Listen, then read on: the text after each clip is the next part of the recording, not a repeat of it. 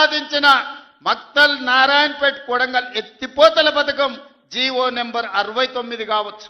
10 ఏళ్ళు మనకు అన్యాయం చేసిర్రు, మన పాలమూరుని ఎండబెట్టిండ్రు.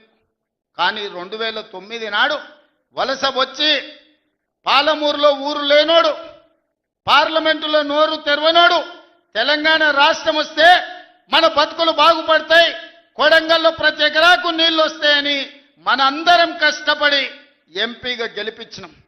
ఆయన ఎంపీ అయ్యిండు, తెలంగాణ రాష్ట్రం వచ్చింది, తెలంగాణకు ముఖ్యమంత్రి అయ్యిండు. కానీ మన కొడంగల్కు నీళ్లు రానియలే, ఏ ప్రాజెక్టు పూర్తి చేయలే. పాలమూరు రంగారెడ్డి ఎత్తిపోతలు అట్లనే ఉండిపోయింది, కల్వకుర్తి అట్లే ఉండిపోయింది. భీమా, నెట్టెంపాడు, తుమ్మిళ్ళ, ఆర్డిఎస్ ఏ ప్రాజెక్ట్ అయినా తీసుకోండి, ఎస్ఎల్బిసి టన్నెల్ కావచ్చు, కృష్ణా నది మీద ఏ ప్రాజెక్టు పూర్తి చేయలే, ఏ ఒక్క ఎకరాకు నీళ్ళు ఇవ్వలే. కానీ 1,83,000 కోట్ల రూపాయలు 10 ఏళ్ల కాంట్రాక్టర్లకు బిల్లులు ఇచ్చిండు.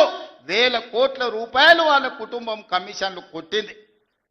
తొడుక్కోవడానికి చెప్పులు లేకుండే, వేసుకోవడానికి బట్టలు లేకుండే, చిరిగిపోయిన చెప్పులతోని రోడ్ల మీద తిరుగుతోళ్ళకి బెంచ్ కార్లు వచ్చినాయి.